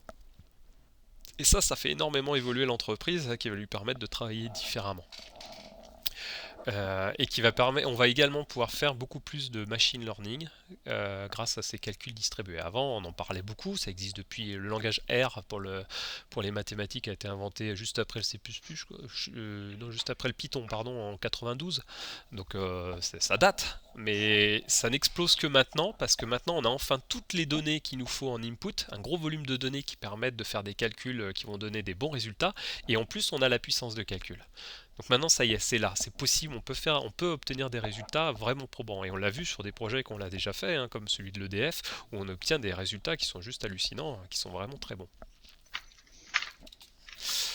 Le Magic Cadran, juste pour montrer qu'en BI, toujours Tableau qui est loin devant dans les autres, avec ClickView, SAS, on entend en général, c'est avec ceux-là qu'on entend parler. Mais nous, chez Fast Connect, comme on est partenaire TIBCO, on va surtout parler TIBCO Spotfire, qui est légèrement en dessous sur le classement, mais qui reste pas moins très bon. Alors je peux pas vous parler de Spotfire, je suis pas le spécialiste Spotfire. Ce qui est intéressant en Spotfire, c'est le côté BI de dire ok, est-ce que je peux relier Spotfire à du big data et donc typiquement à Hadoop. On a dit derrière c'est un répertoire partagé avec des fichiers XML, ouais d'accord. Est-ce que je peux, comment je m'y connecte? Et puis qu'est-ce qu'il sait faire Spotfire spécifiquement pour le big data? Sur le big data, ce qu'ils savent faire, c'est qu'ils ont intégré maintenant tout ce qui est machine learning, les algorithmes de statistiques. Donc ce qu'on retrouvait dans les bibliothèques du langage R, on le retrouve sous un autre nom dans Typco Spotfire. Donc ce qui va être intéressant, c'est de dire ouais, j'ai plein de points là, mais finalement est-ce qu'ils sont ensemble ou pas? On lance un algorithme de statistiques et il nous les regroupe ensemble et il nous est capable de nous dire oui, ces points-là, ils ont du sens ou ils n'en ont pas. Bah tiens, on va faire en retournant, allez, un peu de code. Typiquement, qu'est-ce que j'avais dans mon Hadoop? J'avais des données brutes au départ, mon fichier Apache, et mon serveur web, il écrivait des logs tous les jours. Et puis finalement, quand même, c'est un petit serveur web de rien du tout, mais déjà ça écrit quand même 40 mégas par jour. Et j'ai gardé 5 mois de données. Même pas, si c'est ça, 5 mois de données. Donc déjà, ça fait du volume. Ce que j'ai fait, c'est que j'ai préparé les données avec Spark. J'ai lancé Spark, je lui ai dit fais-moi les calculs. Et prends-moi tout ce qui est là-dedans et transforme-moi tous ces fichiers log au format Apache en un seul fichier CSV qui sera prêt à être lu pour faire des requêtes SQL dessus. Alors je peux pas vous l'ouvrir pour vous montrer à quoi il ressemble, parce qu'il est trop gros, on l'a vu tout à l'heure avec Notepad il veut pas. Par contre ce que je vais faire, c'est je vais faire une requête SQL dessus pour aller voir ce que pour aller voir ce qu'il y a dedans. Donc là je vais utiliser Apache Drill, c'est-à-dire en fait un logiciel de l'écosystème Hadoop pour pouvoir faire une requête sur ce fichier-là en utilisant le langage SQL. Donc ce que j'ai fait, c'est que sous Windows, j'ai installé un driver ODBC. Voilà, il est prêt. J'ai juste mis le nom de mon serveur, de mon cluster Hadoop avec le login password. Pouf. Et je vais faire une requête SQL dessus. Voilà, on peut faire on se connecte. Petit coup de mot de passe.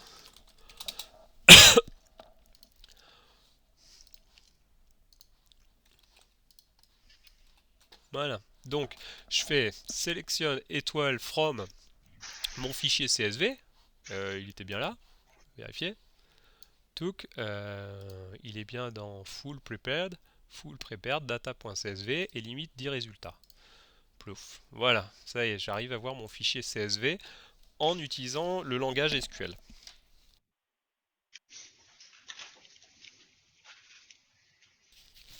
Bon, bah maintenant on va faire une requête un peu plus costaud. Je veux récupérer les 10 sites web les plus visités, les 10 pages web les plus visitées. Hop. Ça garde pas le format, alors on va se mettre ça en plus gros. Voilà, je veux choisir. Ah non, pour chaque mois, pardon, compter le nombre d'adresses IP uniques. Ok. Et grouper par mois dans l'ordre. Ok. Donc là c'est chaud parce que je veux grouper toutes les adresses IP uniques par mois pour les compter. Sachant qu'il y a combien, je sais plus, il y a 36 millions de lignes, je crois, dans mon log. Là j'en ai affiché 10, mais en fait il y en a 36 millions. Donc je vous dis pas la requête là si je lance preview, pardon. Là, Là, si je lance ma requête, il va donc analyser 36 millions de lignes. Donc je vous dis pas le temps que ça va prendre, quoi. Normalement, il y en a pour je sais plus combien, il y en a 1 h et 50 minutes en SQL Server pour l'équivalent. Donc c'est quand même super long. Et, et vous voyez, ça rend pas la main tout de suite. Mais là, ce qui est incroyable, c'est qu'avec Apache et Drill, j'arrive quand même, j'ai eu, je sais pas, euh, 10 secondes mon résultat. Sur 36 millions de lignes, j'ai tout analysé, j'ai regroupé, j'ai fait les comptes, etc. Et j'ai mon résultat. Et là, on dit waouh, c'est performant. Alors, bah, mettons ça dans Spotfire pour aller des mots jusqu'au bout. Spotfire, je lance, je vais créer une nouvelle data table à partir d'une base de données, ODBC. Voilà, j'utilise mon driver map qui correspond.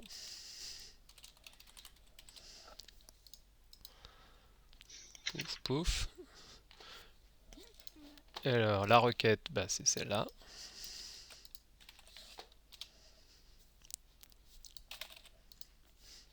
Hmm.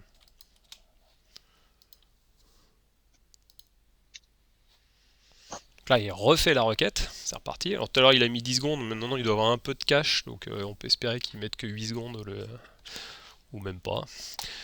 Et là, Spotfire, dans tout son génie, il va me proposer des graphes types par rapport aux données qu'il vient de lire. Il va dire, tiens, c'est ça que tu devrais afficher. Alors bon, il rame un petit peu, on va voir ce qu'il me propose. Ah pardon, faut cocher quand même.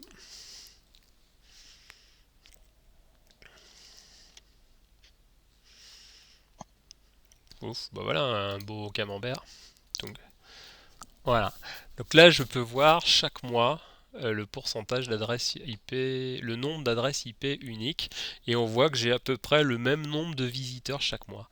Et là, j'ai quand même fait une analyse en 10 secondes sur un 6 mois de fichier log, non 5 mois de fichier log, donc 36 millions des brouettes là par là, de lignes de Apache. Et tout ça en un temps record. Donc voilà, ça c'était pour montrer qu'avec Spotfire, on pouvait se relier via ODBC au fichier Hadoop. Tout ça, ça a été lu, hein, je vous le rappelle, sur ce fichier CSV qui est là à l'instant. Euh, J'aurais pu le faire avec un autre langage, avec un autre outil comme Power BI de Microsoft. Je le montre parce que ça aussi c'est pas mal. C'est un outil client lourd. Il est gratuit. Il n'est pas encore tout à fait open source, mais Microsoft il va de plus en plus vers l'open source. Donc c'est assez intéressant de se dire tiens, gratos, je fais pareil, je fais obtenir les données, je choisis ODBC. Voilà, pouf, je mets ma requête et tac, j'affiche mes graphes et mes rapports. Et après, je peux faire plein de choses, hein, je peux enrichir. Bon, là, aujourd'hui, je me base sur une requête qui m'affiche directement les résultats. Ce qui peut être intéressant, c'est de travailler, récupérer un peu plus de données et puis de faire des affichages, de faire de la vraie BI.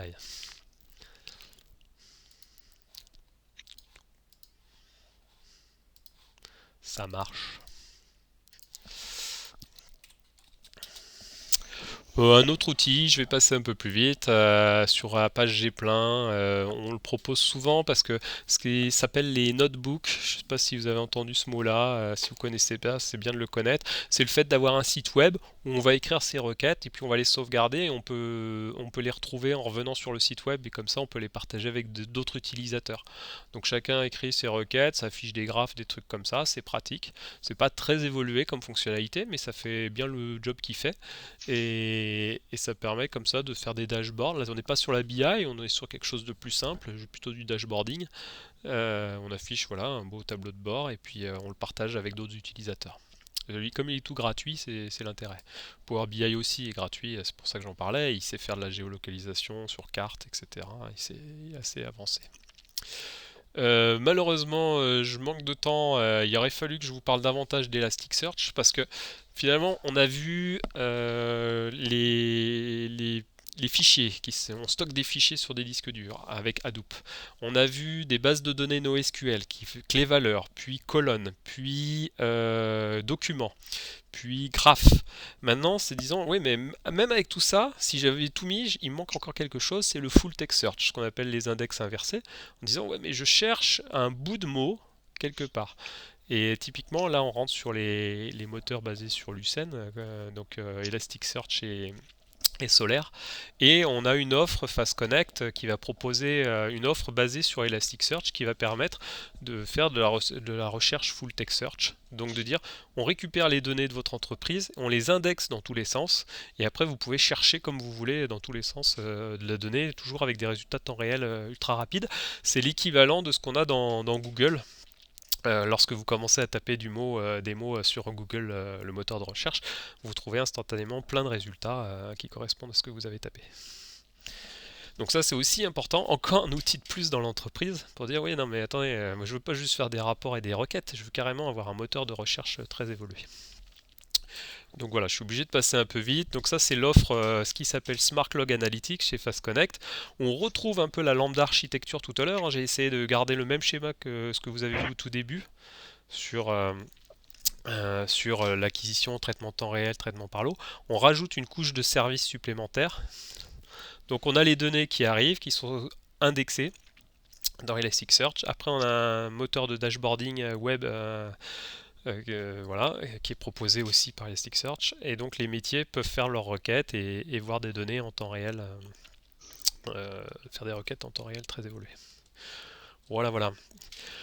Qu'est-ce qu'il faut retenir? J'ai essayé de résumer plusieurs fois, répéter plusieurs fois les mots-clés comme répertoire partagé, API distribué, moteur de calcul en mémoire, base de données NoSQL, colonne, clé valeurs, documents, graphes. Ce qu'il faut retenir, c'est que d'habitude, avant, tant qu'on avait besoin de plus de puissance, on achetait plus puissant. C'est ce qu'on appelle la scalabilité verticale. Typiquement, une base de données, parce qu'il faut rappeler ça, j'ai oublié de le dire, mais une base de données traditionnelle, relationnelle, ne peut pas fonctionner sur plusieurs machines. Ça fonctionne sur une seule machine. Alors c'est encore une fois, si je vulgarise, on y arrive, on peut faire sur plusieurs machines. Mais en général, vous allez avoir du master-slave. En tout cas, dans la conception même de la base de données à la source, c'est on a un fichier de base de données et du coup, s'il y a besoin de plus de puissance pour travailler dessus, on met des disques durs de compète, hein. On a inventé des trucs. Au début, on était sur le NAS, après, on est passé en JBOD, enfin des trucs super.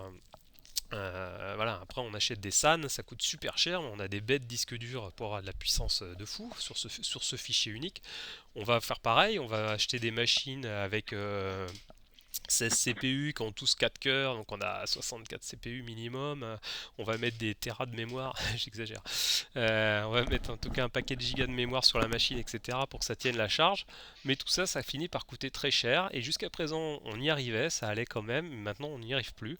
Et on a besoin, du coup, on va préférer de plus en plus la scalabilité horizontale, c'est-à-dire acheter des machines qui coûtent pas très cher, de standard. Enfin, on va pas acheter non plus à la Fnac des modèles à 2 balles, mais un bullion de moyenne gamme c'est très bien, et on en achète plusieurs. Enfin, bon, le bullion c'est un peu particulier parce qu'il a son côté modulaire qui. Je vais pas trop m'avancer sur bullion.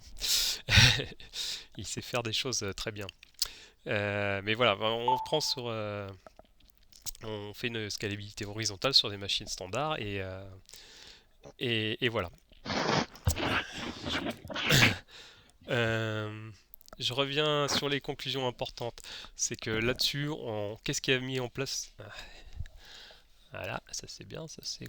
Excusez-moi, j'ai PowerPoint qui vient de cracher. Allô, allô.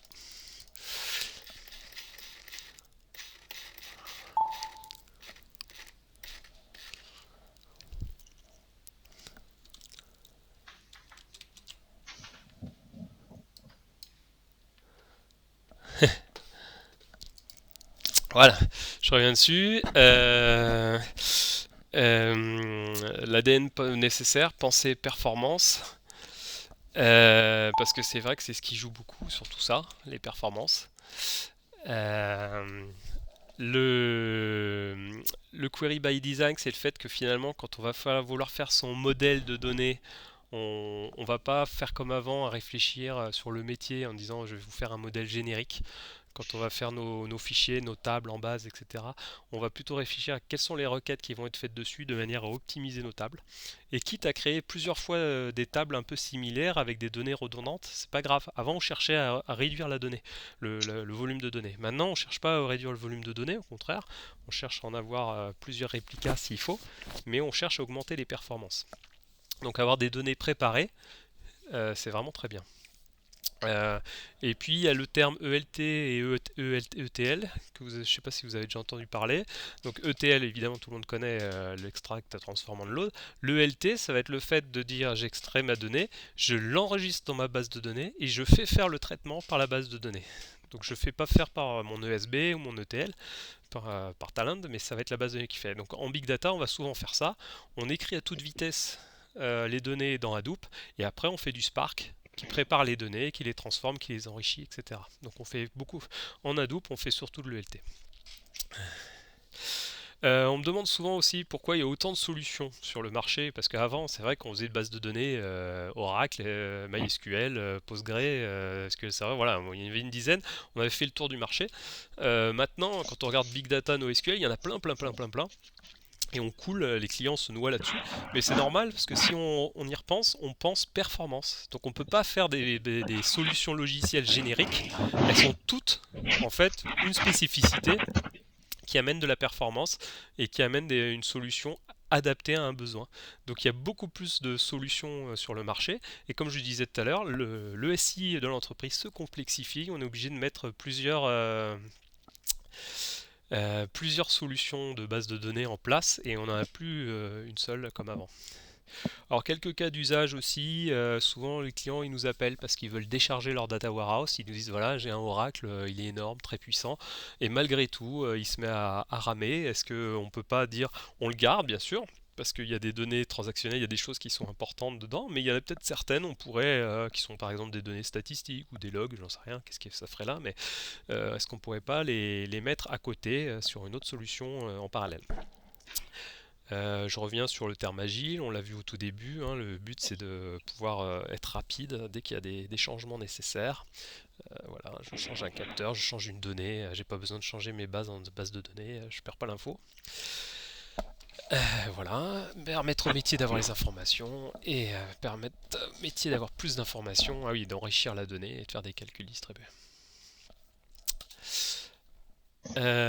Pour revenir sur notre expertise et nos partenariats, un beau tableau avec plein de solutions. Bon, on le sait qu'il y en a plein, mais c'est important d'en revoir certaines. TIBCO, bien sûr, tout le monde chez nous fait du TIBCO, mais donc ce qui était important, c'était de voir apparaître Spark, on en a parlé, de Mapper. J'espère que ces mots-là resteront chez tout le monde. Elasticsearch également. Et, euh, et voilà, pour faire le tour rapide. Voilà, voilà, quelques approches. Moi là je vais très vite, c'est fini, on va se terminer sur ça. C'est que du coup, pour les clients, il y a beaucoup de travail amont à faire. C'est de faire du conseil, réussir à trouver juste milieu, à quoi sert le big data, pourquoi y passer, quels sont les cas d'usage. Donc on a une formule conseil pour réussir à faire des POC et avancer avec eux. C'est pas évident parce qu'il faut vraiment faire des POC et réussir à bien pointer le besoin pour trouver la bonne solution. Comme je disais, il y en a beaucoup des solutions sur le marché et elles ont toutes leurs spécificités, donc il ne faut pas se tromper. La deuxième chose, c'est une fois qu'on voit que tout ça, ça révolutionne un peu et ça complexifie le système d'information, donc il y a besoin d'apprendre comment je manage un cluster Hadoop, quelles sont les problématiques, comment je gère la sécurité, des choses comme ça. Donc on a toujours besoin de former les éditeurs de nos clients. Et puis, voilà, j'en ai déjà parlé, l'époque de proposer des développements. Le POC est vraiment important en Big Data. On n'est plus sur du générique comme avant en disant vous nous donnez les specs, on vous donne la solution. C'est devenu beaucoup plus difficile de bien pointer le besoin. Voilà, voilà. On arrive aux questions, s'il y en a. Désolé pour mon... sur le bullion, je me suis un peu embrouillé. Peut-être que Arnaud, tu as envie de dire un mot sur le bullion. Parce que je sais que toi, tu es un grand spécialiste.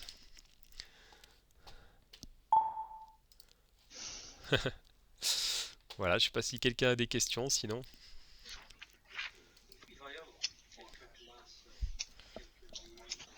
Non.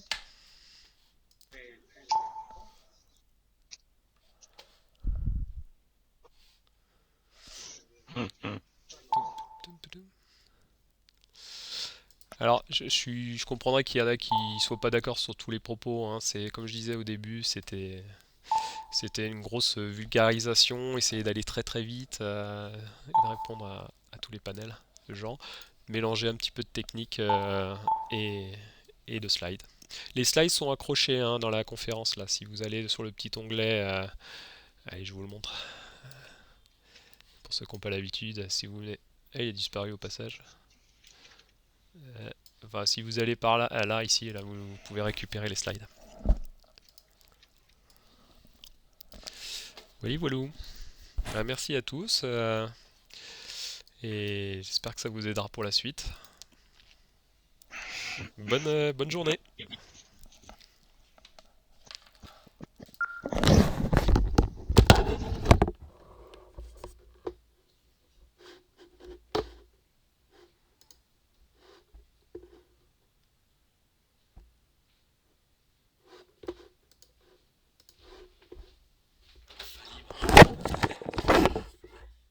Enfin libre. Non, tu y étais là, je crois que je t'ai vu. Ouais, il est ça.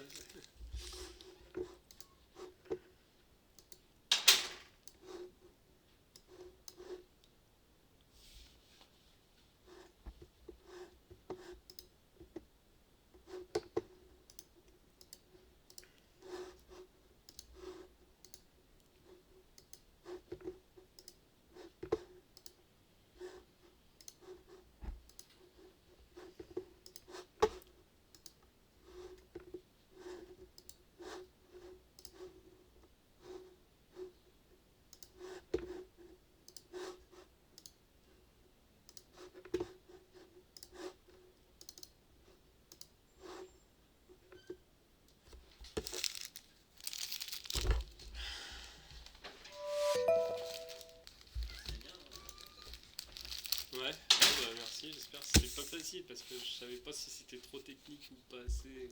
C'est tellement large que Ouais, c'est attaque. bah c'est ça, et surtout nos compétences. Parce que tu vois, si tout le monde ici faisait du Hadoop, je saurais quoi cibler. Vu que toi tu fais, je sais pas, du ASB, que machin fait de l'ETL, que machin fait du Spotfire, que machin.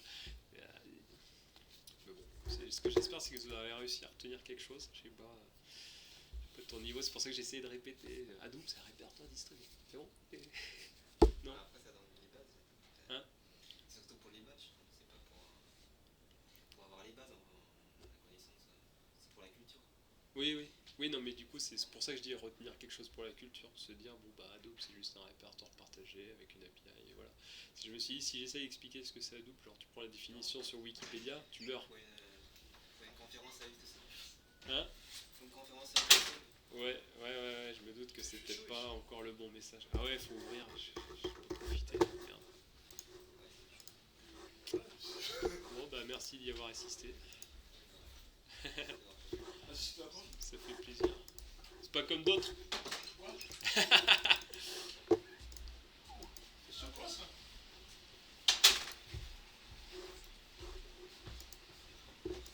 C'était quoi aujourd'hui? C'est la présentation sur ce que c'est, qu'est-ce que le big data. Ah, c'était aujourd'hui. Ah ouais. Attendez, bah, on T'aurais dû me le dire quand j'ai dit bon app. Moi, je suis parti pour attendre le livreur. Une heure. Il est pas venu, j'ai appelé, ils m'ont dit il est en cours. Une heure, je Ah ouais. j'ai l'impression qu'il va arriver là. Il va arriver quand tu es pas là. Je vais m'asseoir là, il va arriver là. Mais pourquoi tu l'envoies pas en point relais? Ah, il est venu jeudi, vendredi, et il veut pas déposer en pour relais. Je sais pas pourquoi. Bah, on va commander un truc comme ça, tu vois. Ils m'ont dit qu'il fallait cocher quelque chose au début. Ouais. Et il le livre pas le samedi. Non, samedi et dimanche. C'est pour ça que ce type parfaitement débile que j'ai jamais compris quoi. Pourquoi il livre pas le samedi? Parce que les gens ils travaillent du lundi au vendredi quoi. Ouais, bah aussi.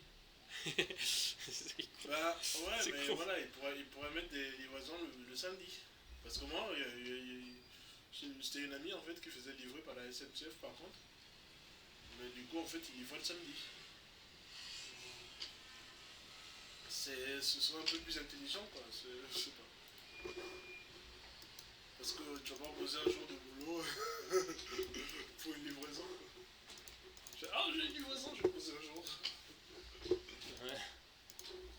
Ou tu demandes à te livre. Ouais, d'ailleurs, c'est faut que j'aille possible. voir s'ils ont reçu. Bah non, elle gueule. Mais je l'ai fait parce que j'étais sur un site. Si je boulot, c'était gratuit. Si je chez moi, c'était payant. Pour quelle raison, ouais. Je te jure, c'est un peu.